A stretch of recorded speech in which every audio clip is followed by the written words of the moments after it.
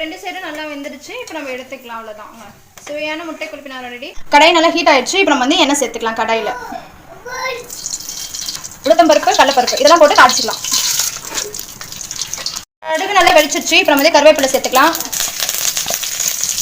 அடுத்து சின்ன சின்னதாக கட் பண்ணால் பச்சை மிளகாய் சேர்த்துக்கலாம். அடுத்து பெரிய வெங்காயத்தை நல்லா கட் பண்ணி வச்சுருக்கோம், அது சேர்த்துக்கலாம்.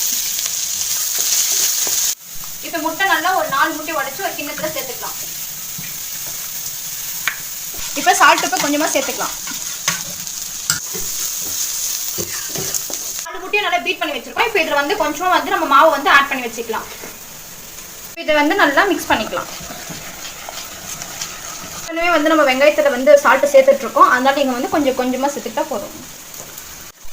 அதுக்கப்புறம் வந்து கொஞ்சமாக சோட்டா மாவு சேர்த்துக்கலாம். வெங்காயத்தில் நல்லா தாளிச்சு பார்த்தீங்களா, அது இது வந்து இதில் ஆட் பண்ணிக்கலாம்.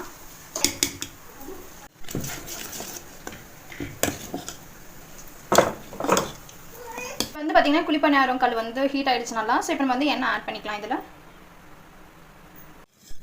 இப்போ பார்த்தீங்கன்னா இந்த குழிப்பணியாரம் கல்லில் வந்து ஃபுல்லாக கொஞ்சமாக ஆயில் வந்து அப்ளை பண்ணியிருக்கோம். இப்போ வந்து எண்ணெய் நல்லா ஹீட் ஆகிடுச்சு.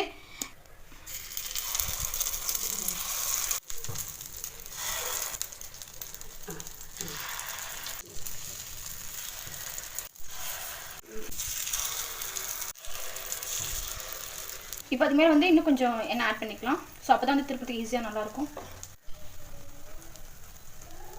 ஒரு பக்கம் நல்லா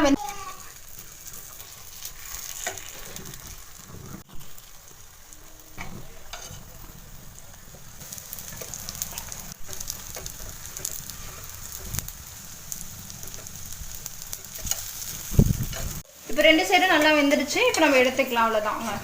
சுவையான முட்டை குழப்பினார் ரெடி. முட்டையை பிடிக்காதவங்களுக்கு கூட இது டேஸ்ட்டாக இருக்கும். ஸோ முட்டையை பிடிக்காதவங்களுக்கு கூட இது செஞ்சு கொடுங்க, அவங்க விரும்பி சாப்பிடுவாங்க. பாருங்கள் எவ்வளோ சாஃப்டாக இருக்குது. ஸோ இது குழந்தைங்களுக்கும் கொடுங்க, விரும்பி சாப்பிடுவாங்க. ஸோ ஒன்று புட்டு நம்ம சாப்பிட்டு பார்க்கலாம் எப்படி இருக்குன்ட்டு.